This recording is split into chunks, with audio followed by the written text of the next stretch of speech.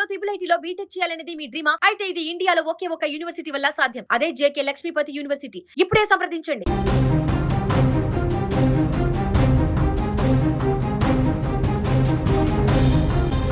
సహాయం కోరి వచ్చిన వారికి సాయం చేయడం లోకరీతి.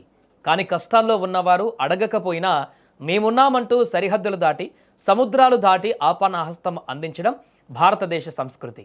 వసుదైక కుటుంబకం అనేటువంటి నినాదానికి నిలువెత్తు రూపం మన భారతదేశం. ప్రపంచంలో ఏ మూల ఏ దేశానికి విపత్తు వచ్చినా, ఏ దేశ ప్రజలు కన్నీరు పెట్టినా నేనున్నానంటూ ముందుండే ఏకైక దేశం భారత్. ఇప్పుడు వరుస భూకంపాలతో నిలువనా కుప్పకూలిపోయిన వెనుజులా దేశాన్ని ఆదుకునేందుకు సగర్వంగా కదిలింది భారత సైన్యం, దట్ ఈస్ భారత్. వెనుజులాలో నిమిషం వ్యవధిలో సంభవించిన 2 భారీ భూకంపాలు ఆ దేశాన్ని కోలుకోలేని దెబ్బతీశాయి. ఇప్పటి వరకు 235 మంది మృతి చెందగా 1500 మందికి పైగా గాయపడ్డారు. వేలాది మంది శిథిలాల కింద గల్లంతయ్యారు. రాజధాని కరాకస్, లాఘుబైరా ప్రాంతాలు బూడిద కుప్పలుగా మారాయి. ఈ కష్టకాలంలో వెనుజులాకు అండగా నిలుస్తూ భారత్ ఆపరేషన్ అమిస్తాద్ ప్రారంభించింది. స్పానిష్ భాషలో అమిస్తాద్ అంటే స్నేహం అని అర్థం.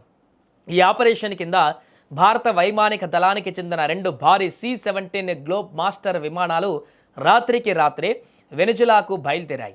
వెనుజులా ప్రజలకు ఈ క్లిష్ట సమయంలో భారత్ అండగా ఉంటుంది అంటూ మన విదేశాంగ మంత్రి ఎస్ జైశంకర్ సగర్వంగా ప్రకటించారు.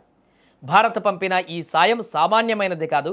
ఇందులో 60 పారాఫీల్డ్ హాస్పిటల్కు చెందినటువంటి 41 మంది అత్యంత శిక్షణ పొందిన మిలిటరీ వైద్య సిబ్బంది ఉన్నారు. వీరిలో 9 మంది నిపుణులైన డాక్టర్లు ఉన్నారు. వీరు యుద్ధ ప్రాతిపదికన శస్త్రచికిత్సలు చేయగలరు.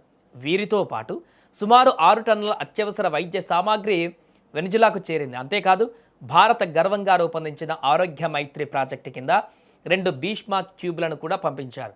ఇవి విపత్తుల సమయంలో కేవలం కొద్ది నిమిషాల్లోనే తాత్కాలిక మల్టీ స్పెషాలిటీ ఆసుపత్రులుగా మారిపోయే అత్యాధునిక మెడికల్ యూనిట్లు. ఎక్కడైతే హాస్పిటల్స్ కూలిపోయేలా అక్కడ ఈ భీష్మ క్యూబ్స్ వందలాది మంది ప్రాణాలను కాపాడబోతున్నాయి. కష్టాల్లో ఉన్న దేశాలను ఆదుకోవడం భారత్కి ఈరోజు కొత్త ఏమి కాదు. అది మన డిఎన్ఏలో ఉంది. వసుదైక కుటుంబం అంటే ప్రపంచమంతా ఒకే కుటుంబం అనే సిద్ధాంతాన్ని భారత్ ఎప్పుడు పాటిస్తుంది.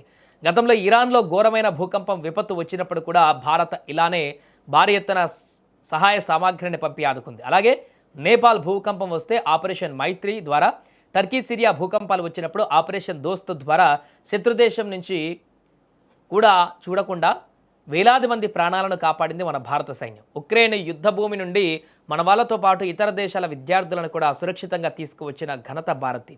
వెనుజులాలో జరిగిన ఈ ఘోర విపత్తు పైన అమెరికా, బ్రెజిల్, మెక్సికో, అర్జెంటీనా వంటి దేశాలు కూడా సహాయాన్ని ప్రకటించాయి. కానీ భారత్ చేసే సాయంలో ఒక ఆత్మీయత ఉంటుంది, ఒక వేగం ఉంటుంది. విపత్తు జరిగిన కొన్ని గంటల్లోనే వేలాది మైళ్ళ దూరంలో ఉన్న దేశానికి మన విమానాలు దూసుకువెళ్తాయంటే మానవత్వం పట్ల భారత్కు ఉన్న నిబద్ధత ఎలాంటిదో అర్థం చేసుకోవచ్చు. సాయం అడగకపోయినా మీరు కష్టాల్లో ఉన్నారు, మీకు మేమున్నామంటూ ముందు నిలబడేటువంటి గొప్ప మనసు ఒక భారతదేశానికి మాత్రమే సాధ్యం.